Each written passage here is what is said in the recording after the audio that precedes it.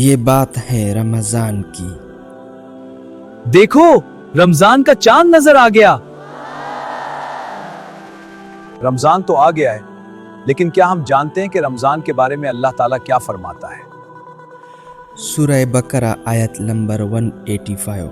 ابو یہ رمضان کا مہینہ کیوں خاص ہے کہ رمضان میں اللہ تعالیٰ نے قرآن نازل فرمایا جو انسانیت کے لیے ہدایت اور روشنی ہے۔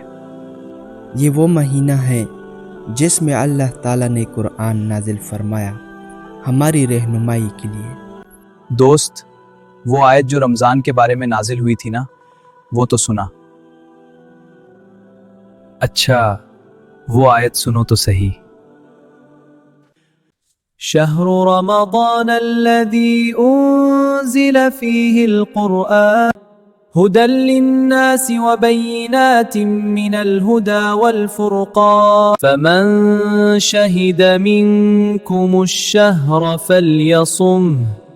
ترجمہ: رمضان وہ مہینہ ہے جس میں قرآن نازل کیا گیا جو لوگوں کے لیے ہدایت اور حق و باطل میں فرق کرنے والی واضح نشانیاں رکھتا ہے، پس تم میں سے جو کوئی اس مہینے کو پائے وہ روزے رکھے۔ دوستو، یہ آیت مدنی دور میں نازل ہوئی تاکہ مسلمانوں پر رمضان کے روزے فرض کیے جائے۔ رمضان نہ صرف بھوک اور پیاس کا مہینہ ہے بلکہ یہ اللہ کی عبادت اور روحانی تربیت کا وقت بھی ہے۔ تفسیر میں فرماتے ہیں کہ رمضان میں قرآن کی نزول کی برکت سب سے زیادہ ہے۔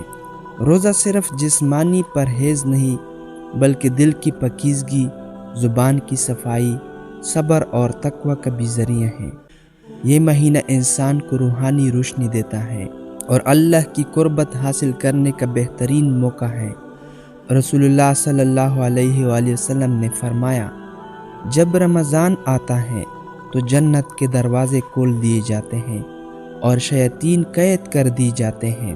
ایک اور حدیث میں فرمایا، روزہ ایک ڈال ہے جو انسان کو جہنم کی آگ سے بچاتا ہے۔ رمضان میں قرآن کی تلاوت، نماز، دعا اور روزہ ہمیں اللہ کے قریب لے جاتے ہیں۔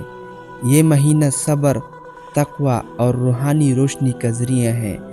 آئیے اس رمضان میں اپنے دلوں کو روشن کریں، قرآن کی روشنی میں زندگی گزاریں اور اللہ کی رضا حاصل کریں۔